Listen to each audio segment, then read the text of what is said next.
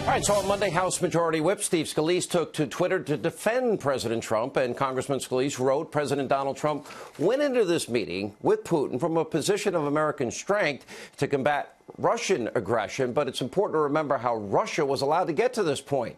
He then gave a timeline of all the Obama administration failures with Russia, starting with the reset.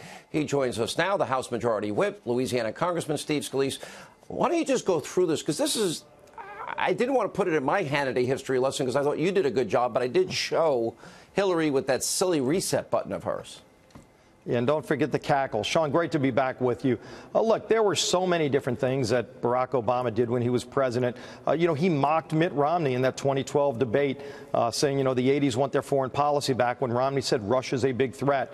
The red line was probably one of those glaring points where he truly did go backward in terms of strength, when he literally put that red line and said, Syria, you've got to do these things, don't gas your own people. And of course, after Syria gassed their own people, he just sat back and let it go. When the Ukraine, you're talking about good friends of ours, allies of America, were being invaded, President Obama sat by and did nothing. And the Ukrainians, by the way, were asking the Obama administration, not for boots on the ground, but just for weapons to defend themselves. And he turned his back on them. President Trump, by the way, in contrast, gave the Ukrainians missiles, gave them the ability to stand up to Russia. President Trump has stood up to Russia on a number of fronts. Obviously, that was one, expelling diplomats.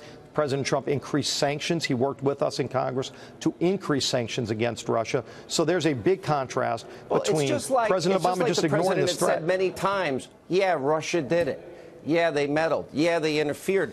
It's sort of like the left. If you're not backing up the Brinks truck and trying to bribe some type of despot or dictator, if you're not making meaningless lines in the sand that you never have any intention of backing up, if you show weakness and you appease, they like that. Donald keep Trump in mind, didn't give them Sean, a dime. Yeah, keep in mind the meddling, the actual meddling in the election happened under President Obama's watch. Exactly. He was president.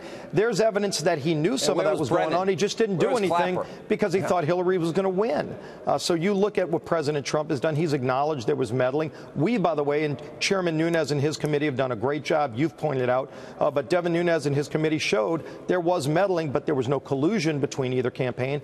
And the meddling didn't have anything to do to change the outcome of the election. We should still pursue it, and we are. But the meddling itself actually happened under Barack Obama's watch.